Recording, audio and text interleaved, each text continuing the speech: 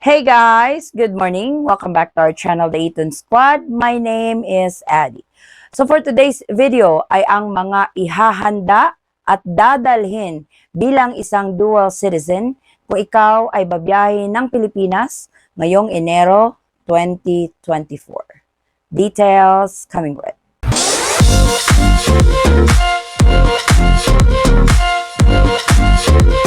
So sa mga kabayan nating babiyahe ng Pilipinas para sa buwan ng Enero 2024 bilang dual citizens. Ang isang dual citizen ay isang Pinoy na pumunta ng ibang bansa, nag-naturalize bilang isang citizen ng particular na bansa at nag-apply, ni-reacquire or ni-retain ang pagiging Filipino citizen through dual citizenship application. So sila po yung under sa kategoryang dual citizens.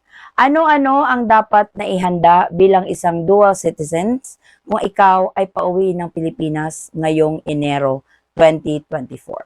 Unahin natin yung mga dual citizens na may dalawang pasaporte. Meaning, meron kayong foreign passport at meron din kayong Philippine passport.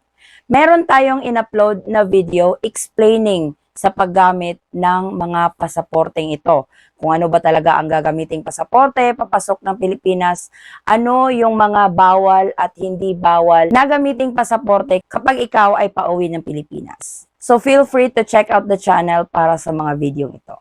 Sa mga dual citizens na pauwi ng Pilipinas na may dalawang pasaporte, syempre, yung gagamitin ninyo is yung foreign passport at yung Philippine passport ninyo. Dala-dala ninyo yon bilang isang dual citizen. Kadalasan, yung chine-check sa counter during check-in is yung Philippine passport ninyo as a dual citizen. Pwede nyo namang ipakita yung inyong mga foreign passport pero hindi siya required. Pero kailangan pa rin yung mga validity ng inyong mga passport is up to date. Kasi for example, kung i-check nila yung foreign passport mo, so mas maigi talaga na valid ang inyong mga pasaporte. Yung ticket, as a dual citizen, hindi nire-require ng Pilipinas ang mga dual citizens na meron silang return ticket or onward ticket or throwaway ticket. Hindi gaya sa ibang kategorya.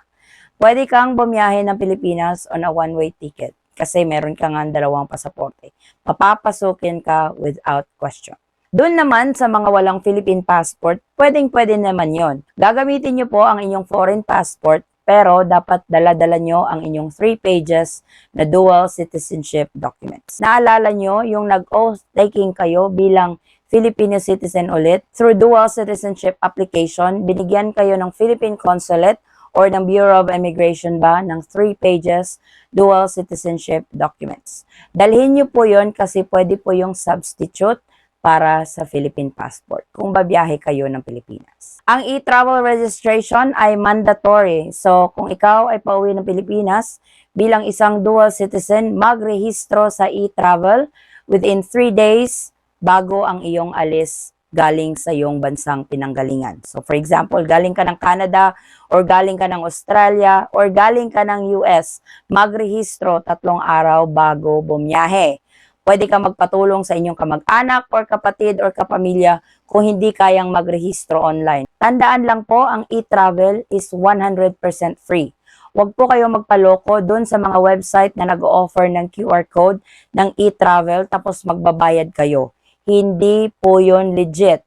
Kasi ang legit na e-travel, e-travel.gov.ph, libre po yun, 100% free. Wala kayo dapat babayaran kung magrehistro kayo sa e-travel. Pwede nyo pong i-print or pwede nyo pong kunan ng screenshots sa inyong mga telepono ang e-travel QR code. Tanggap po ang dalawang prosesong yun. Isa din sa mga tinatanong sa ating channel sa mga biyaherong dual citizen kung required ba daw ang travel insurance. Hindi na po required ang travel insurance, hindi gaya dati na mandatory ito. Ngayon, hindi na po. Optional na lang po ito. Nasa sa inyo po kung gusto nyong kumuha or bumili ng travel insurance. I highly suggest it kasi magagamit nyo po ito in case of emergency sa Pilipinas. Tandaan lang po kung ikaw ay bibili ng travel insurance, kung magagamit nyo ba ito sa Pilipinas. Kasi may mga travel insurance na hindi nyo po magagamit ito abroad. So, i-check ng mabuti kung plano nyong bumili ng travel insurance kung magagamit nyo ba ito habang nasa Pilipinas kayo in cases of emergency. Yung mga unvaccinated, yes, nakaka-travel na po. Hindi na sila nagre-require ng antigen or RT-PCR test ba? Kasi may iilan-ilan pa rin tayong mga kababayan na nagme-message sa atin or nagko-comment na require pa rin ba ang antigen. May mga website din naman ang mga airline na hindi updated at nagre-require pa rin ng antigen at RT-PCR test. Wala na po yun. Na-lift na po yun ng Philippine government. Matagal na po yung na-lift at napermahan ang Proclamation 297 ni President Marcos na i-lift na ang mga restriction sa COVID-19. So, doon sa mga kabayan nating hindi nagpa-vaccine, doon sa mga kabayan nating unvaccinated, makakapasok po kayo ng Pilipinas. Kasi wala na pong requirement ang hahanapin sa inyo. Sa mga dual citizens na babiyahe kasama ang kanilang mga foreign spouse at mga foreign children, pwedeng-pwede po yon at mabibigyan po yung foreign spouse ninyo at mga foreign children ninyo upon arrival sa Pilipinas ng 1-year balikbayan visa. Magdala lang po ng marriage contract kung yung foreign spouse lang ang kasama nyo at yung birth certificate naman ng mga bata kung kasama nyo ang mga bagets pauwi ng Pilipinas. Pwedeng-pwedeng bumiyahe ang mga foreign spouse at foreign children kasama ang mga dual citizen ng one-way ticket. Hindi sila required ng return ticket or outbound ticket. Gusto ko lang idagdag, huwag po kayong magtaka kung sakaling hindi na chine-check or hinihingi ang QR code ng e-travel. Kasi kapag na-scan ng mga airline staff, yung inyong mga pasaporte during check-in, nakikita na nila sa system nila na nakapagrehistro ka na ng e-travel. Pero may mga ilang-ilang okasyon na nag-check talaga sila ng e-travel QR code. So, dalhin pa rin yung printed copy o yung screenshot copy sa inyong mga telepono. Just in case, hanapin or magtatanong sila kung meron ba.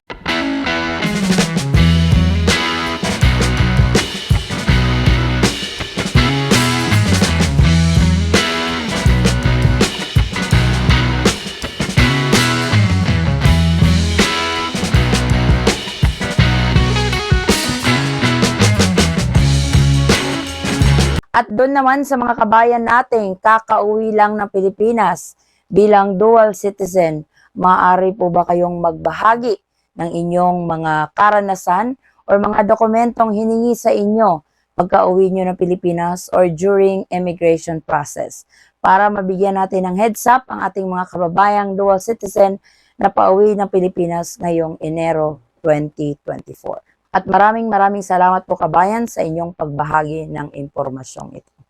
Ito po ang ating latest travel updates patungong Pilipinas para sa Enero 2024 sa mga dual citizens. Sa ating mga kabayang may green card or mga residente sa ibang bansa, gagawa po tayo ng ibang video para dito para hindi nakakalito ang mga kategorya. Maraming salamat kabayan sa inyong patuloy na suporta at tiwala sa aming channel, The Eton Squad. Kung kayo man po ay may mga katanungan, maaari lamang pong mag-comment sa videong ito at pwede niyo po akong i-direct message sa aming Facebook page, same handle, The Eton Squad.